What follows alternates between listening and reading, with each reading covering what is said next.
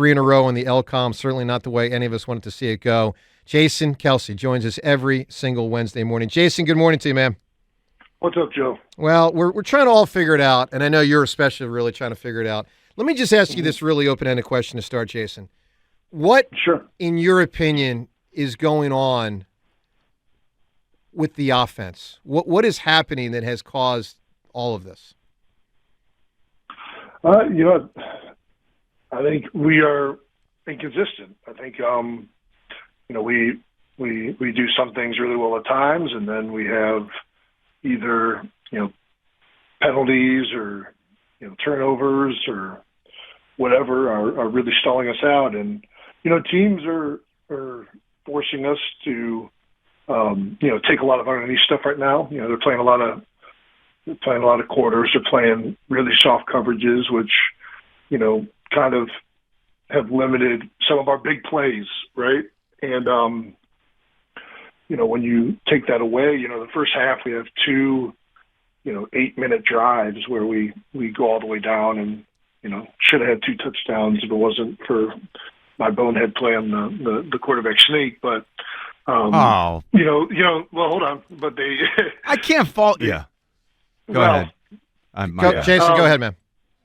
So, it's those are 2 long drives, and it's hard to do that consistently in this league. And, we should be able to. I mean, we're an NFL offense with a lot of great players. Like, we have to be able to do that. And, I think that, we've got to find a way, though, to also create explosive plays, especially in the air, even when teams are playing quarters. And, we're doing our best to figure that out and get back to being the offense that we've been in previous years. Jason, let's talk about that play for a moment. Tell me if the following statements are all accurate. I think they are, but you'll certainly know way better than me. Centers move the ball most snaps. It doesn't really matter that much if it's 1st and 10, if you move it an inch forward. But if it's 3rd and 1 and you move it an inch or 2 or 3 or 4 forward, it's a proper call by the ref to say, now, that's not fair because it's 3rd and inches. You don't get to move it forward. Are all 3 of those statements accurate? Yeah, of course. Yeah, those are you get a lot of leeway with moving the ball and getting set. What really, I should have been way more careful given that it wasn't a full yard. You know what I mean? I think a lot of times you get up and you're trying to get set before the defense has an ability to. You want to put the pressure on them to try and get set. So I'm trying to get my feet set before the ref has moved. And I think I was too close to the ball. And then you're trying to get a forward lean so you get your hands going out in front of you. You get leeway to move the ball. And my problem is that I've taken advantage of that in the past, right? And this year and since the advent of the tush push, we don't really, it's such a high percentage play that it's just something that I should get my hands set first, then set my feet, make sure that the ball doesn't move. Especially when it's less than a yard, it's, it was so close to the first down marker at that point. I think the official, had to make the call. Yeah, I agree with you. Jason, are you concerned right now about team chemistry? Do you feel a fraying compared to last year? And if so, does it worry you? Well, whenever you lose games, this is, people start, popping up with, why they think things are struggling, what we need to do.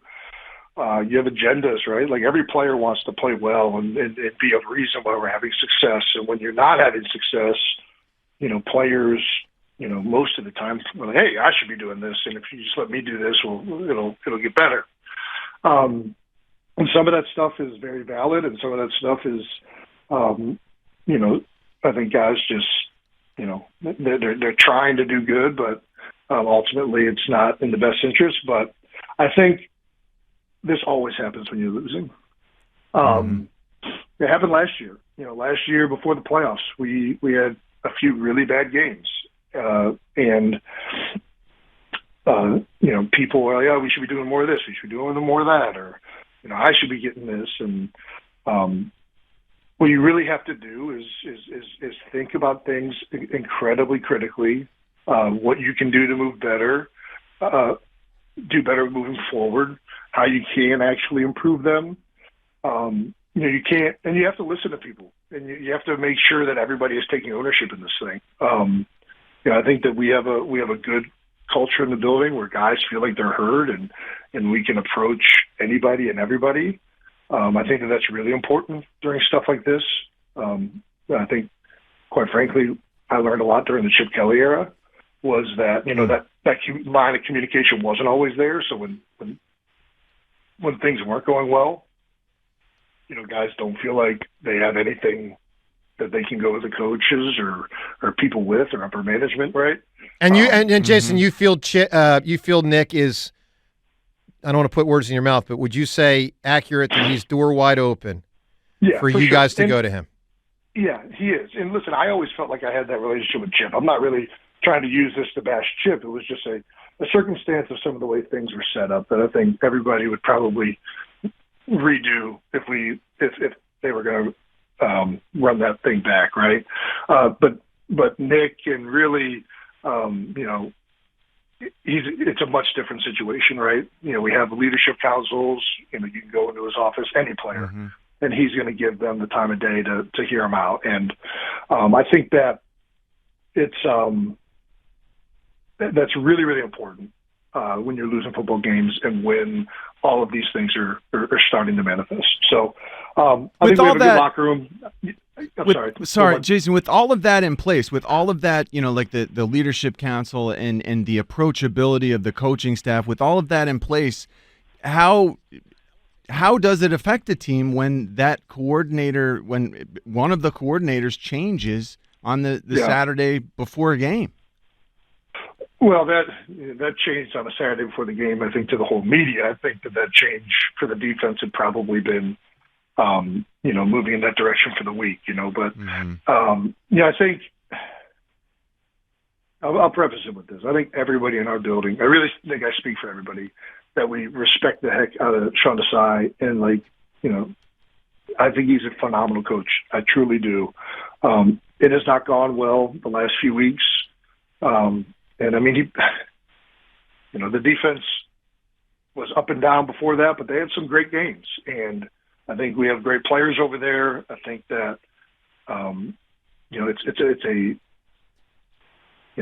it's an unfortunate thing that a decision like that has to be made in the middle of the season. But at the end of the day, I think the message it sends more than anything is that, we're trying to win, man. This isn't like sure, hey, let's figure it out. Nobody, Nick is going to put us in the best position he can, or that he thinks, to win football games. And this is this decision that he made. And, I think, doesn't change my opinion on Sean Desai. But again, I really do think he's a great coach, and some of the things he does gave me issues in training camp and so forth. I think as a player, you go out there and you try to go out there with your guys, rally around each other, and improve. And with a new signal caller, it's the way it goes sometimes. Right. So last year, you said we lost some games at the end of last season. It went pretty well. You guys got to the Super Bowl. How does this team move forward and get out of this rut, Jason? Well, again, we got to continue to talk to each other. We have to continue to work out what's going wrong. The things that I think are most important when you start losing games are communication. Focusing back on fundamentals and little things. Obviously, it seems small, but the drop passes. You can't allow these other little things to continue to throw you off of rhythm, and that's why you focus back to those little things. but yeah, you keep communicating to your coaches, you keep communicating to the play callers, you keep communicating to your teammates as to what you think. And I think when people talk more, when people,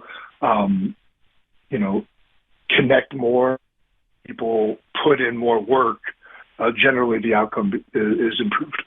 Jason Kelce here. Jason, I'm curious your reaction to Jalen's commitment comment. How did you interpret the use of commitment? What do you think he meant by that, and what was your reaction to it? Well, I think my reaction is that he's just saying that we need to put in that much more work. I don't think it was a negative in terms of, guys aren't focused, but I don't want to put words in his mouth. But the way I took it is, listen, we just lost 3 games in a row. We're a much better team than we're performing, and we need to recommit ourselves in a much more detailed way to right the ship. And, I think that's all you can do. When you're struggling to win games, brother, we gotta do something. We gotta try harder. We gotta focus more. We gotta, get things going even harder than we have. You can't just keep doing the same thing. So I think that's kind of how I took it. So, Jason, one more point on that, and I want to be very respectful to you because I know you don't want to put scheme out there too much for opposing defensive coaches to hear what you're going to do. Okay, so I want everyone listening to know I try to be very respectful to you and your teammates as you guys try to game plan this. Do you think, using the chip example from 2015, which followed 14 and followed 13, and was very similar in 15 to 14 and 13, and I felt defenses sort of figured stuff out, and that encumbered you guys in 2015. Do you think defenses have figured some stuff out, and now is the time for counterpunch to do different things to be less predictable with your offense? Yeah, I don't know if predictable is a word. I know everybody, I guess CNC was on Monday night or whatever and calling some things out. I don't know that predictable is the thing that is killing us right now. I think I really do think that, we're functioning well and taking a lot of things underneath. We just got to find a way to be more consistent. I think that's the biggest thing. At times, I guess, we need to be able to get the ball downfield, but we also need to be able to take what the defense has given us and put together sustained drives if that's what we have to do. It's hard, but, we're good enough to get that done. And, for me, I think you're always trying to figure out ways to improve the offense, whether you're winning or losing, but when you're losing especially so. So, we ran some new concepts and some new things last week.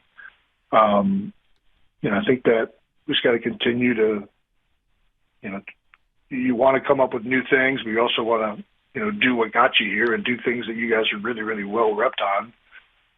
One of the plays I think he called out that I saw from Baldinger. The quarterback draw. Yeah, but that was a version that we had never run before. So that was a brand new play. Now he knew it was going to be a some type of run, right? So I'll credit him with that, but that was a play that we had never ran before. So I think, we're doing some new things. I think that schematically, is there some predictability there? Apparently on CMC's part. Like big picture wise, but I think for the most part, the predictability things aren't the things that are killing us. The thing that killed us on that play was that the backside, because it's a new play, didn't rep it properly. They should have kept the combination block going to the backside backer. They didn't do that, so there's an unheaded guy in the hole. So anyways, yeah, I think I don't think the predictability stuff is what's killing the offense, if I'm being honest. Jason, we always respect the way you handle these conversations, even, obviously, especially in the midst of some down times. We wish you the very best of luck Christmas Day versus the Giants. We wish you and your family a healthy and happy Christmas, and thanks for being a big part of the show today, man. All right. Thanks, Joe. You got it, bud. Thank There he you, is. Jason. Eagles center Jason Kelce. Interesting stuff there. So honest and forthright. Very.